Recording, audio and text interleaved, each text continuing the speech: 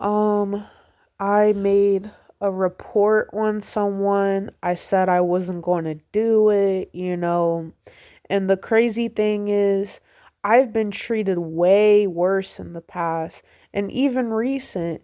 I've been with guys that they not only told me multiple lies about wanting a relationship, using me for things like sex and money and other stuff. And then they just, ghost me, block me, be mean to me, and then just go off to some other girl and get them pregnant and stuff. And there's, some dudes that beat on me, verbally abuse me, and just essay me, and just so much more. Like, I've been done dirty. I was nothing but nice to them. I did a lot for them. I was loving, caring, kind, loyal, never left their side. I was very good to them. But, and I already talked about this person before. Um, but yeah, I just want to say that he not only lied with his words, he was somewhat lying with his actions. Like, he led me on and off for, since 2023, and that's kind of dangerous. How are you going to lead somebody on for that long and then say things like, "Oh, well, I don't even know you." I mean, you led me on. You do know me. You're acting like you don't. So, and he used me. Okay, he used me. Like, I wouldn't say he used sexual coercion because that happened to me before, but he lied to basically get what he wanted. That's deception. That's deception right there. He lied to get what he wanted, and then he vanished. But afterwards, when I called him out on it, I'm like, "Hey, why did you do that?" He was saying things like, "I see why no one wants you." And he was talking bad about my looks, and he was just being very mean. So people expect me to move on with my life and just live my life after that traumatic thing has happened to me. And then, yeah, but the thing is, you could still move on, right? So that person basically needs a consequence for their actions. Because there's messed up people that do evil things to people. You know, yes, karma's real, but like, a person could hurt you so bad and they'll still sleep peacefully at night. They don't care about you. They don't think about you. They moved on. They didn't even have to move on. They they're just living their life after they traumatized you, you know?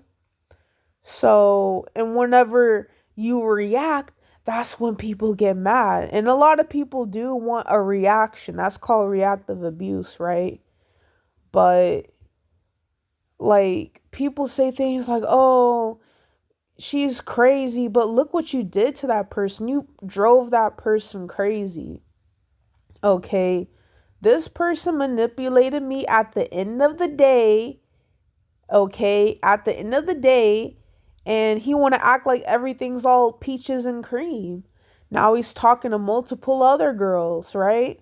He's talking to multiple other girls, pretending to be the victim and stuff, making paragraphs about how girls do him wrong when that's not the case at all. He's doing girls wrong. He's using them and playing them and then discarding them and then going off to other girls.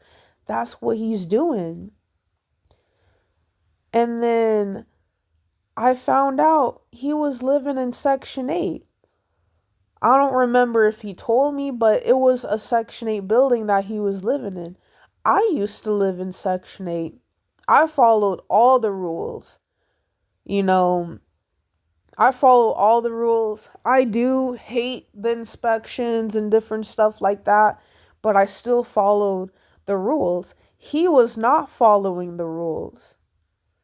The place wasn't a mess, but But he was smoking inside of the facility. He's bringing multiple girls into that building. I already know I'm not the only female.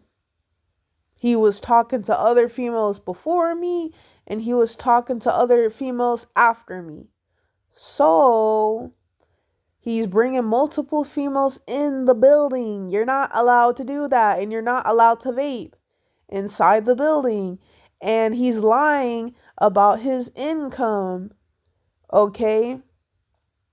Like I don't know if he's unemployed or has multiple streams of income, but he's, doing fraud, scamming. He's not scamming me, but he's scamming the system. I called two people up, right?